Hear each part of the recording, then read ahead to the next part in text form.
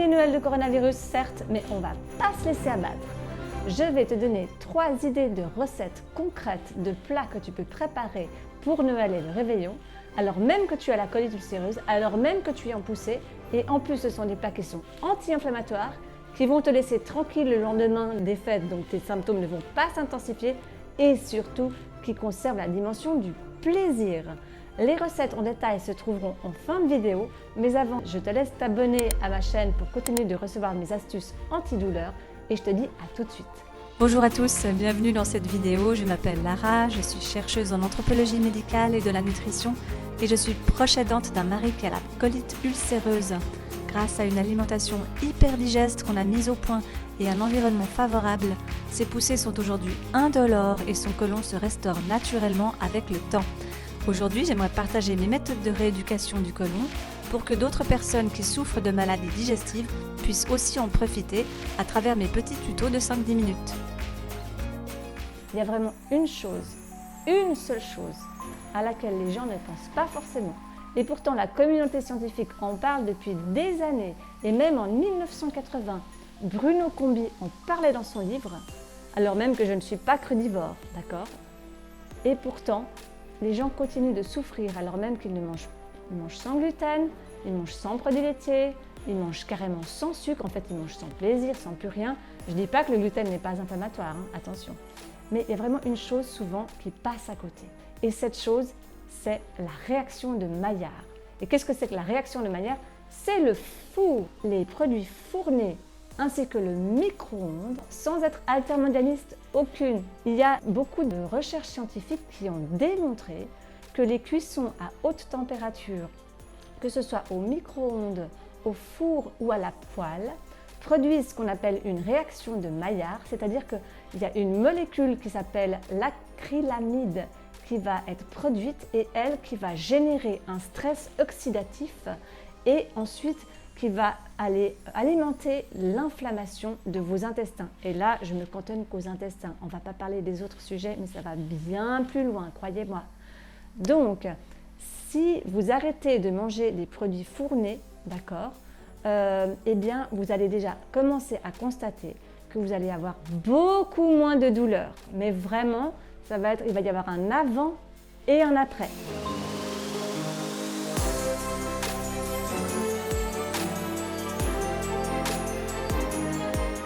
Alors pour Noël, j'ai préparé pour vous 3 recettes qui vont contourner la réaction de Maillard. Donc potentiellement, vous allez bien manger avec beaucoup de plaisir sans souffrir. La première, c'est une recette qui est prévue pour le stade 1. Je rappelle, le stade 1 de la colite ulcéreuse, c'est lorsqu'on saigne, lorsqu'on a du mucus, on va aux toilettes entre 10 et 30 fois par jour et lorsqu'on a des coliques, des douleurs. Donc pour le stade 1, je vous ai dégoté un plat qui finalement reste traditionnel, en tout cas en Suisse, parce qu'en Suisse, il y a 28% de la population, en tout cas les Suisses romans, qui consomment ce plat durant les fêtes de Noël et du réveillon. C'est la fondue chinoise. Alors la fondue chinoise, elle peut être apprêtée en version Noël, d'accord? Si vous ajoutez des marrons dedans, si vous ajoutez aussi du chou chinois, alors là c'est vraiment une version colite ulcéreuse que vous n'allez pas manger, d'accord? Le chou chinois, pas de fibres à ce stade, mais à tout le moins, le chou chinois va imbiber votre bouillon. Il va y avoir du calcium, des micronutriments très intéressants et puis la vitamine K qui est intéressante aussi pour aider à la cicatrisation. Donc vous allez mettre du chou chinois dedans, des baies de Genève qui sont hautement anti-inflammatoires, surtout si on a la polyarthrite qui est une maladie iatrogène causée par la médication que l'on prend lorsqu'on a la colite ulcéreuse. Je parle de cette situation-là, d'accord? Et puis à côté, vous pouvez vous préparer un bon riz. Je rappelle que le riz se trempe pour toutes les personnes qui ont des MIS-I, d'accord, des maladies inflammatoires chroniques de l'intestin. On trempe son riz, les gars, d'accord? Donc, vous le trempez environ 12 heures, donc c'est parfait. Le jour de Noël, vous pouvez le tremper. Ensuite, vous le rincez et ensuite, vous le cuisez. Et vous verrez que votre riz sera beaucoup plus moelleux il vibrera mieux finalement parce que les grains vont rester bien formés et il va cuire moins longtemps. Ça c'est chouette, c'est la bonne nouvelle. Donc ça c'est un plat qui convient à tous les stades de la colite et qui convient aussi à toutes les missies, d'accord? Évidemment ça ne convient pas aux personnes qui sont véganes et Dieu sait si je rejoins leur philosophie, leur éthique. Malheureusement, quand on est en poussée, être végane, c'est très compliqué parce que ça sous-entend se nourrir de légumineuses. Et là, c'est assez complexe pour contourner le problème de l'acide phytique, même s'il faut 48 heures de trempage. Et puis, il y a pas mal de choses qui vont enflammer l'intestin. Donc, je suis navrée, je n'ai pas de recette végane pour vous aujourd'hui, mais je vais y penser, je vais faire une vidéo. Ensuite, pour les stades 2, donc les personnes qui ne saignent plus, qui n'ont presque plus de mucus ou plus de mucus, mais dont le côlon commence un tout petit peu à fonctionner et qui arrive à nous donner on va dire plutôt que de l'eau, il nous donne une bouse de vache. Donc ça, voilà. Donc pour ces personnes-là, toujours pas de produits fournés, hein, toujours pas possible, pas d'acrylamide. En revanche, j'ai trouvé pour vous un bouillon de dindonneau ou bien de veau, du moment que la viande est une viande de bébé, et Dieu sait si ça me fait mal au cœur, mais là, en l'occurrence, c'est votre santé avant celle des autres et de la planète. Donc d'abord, il faut vous remettre vous-même, il faut vous retaper vous-même. Donc si vous devez en venir à choisir une viande, allez choisir préférablement une viande de bébé. Pourquoi? Parce que cette viande-là, enfin, les agneaux, les veaux, les dindonneaux n'auront pas subi de traitement antibiothérapeutique parce qu'ils auront eu une vie suffisamment courte pour garder quelque part une chair pure, d'accord?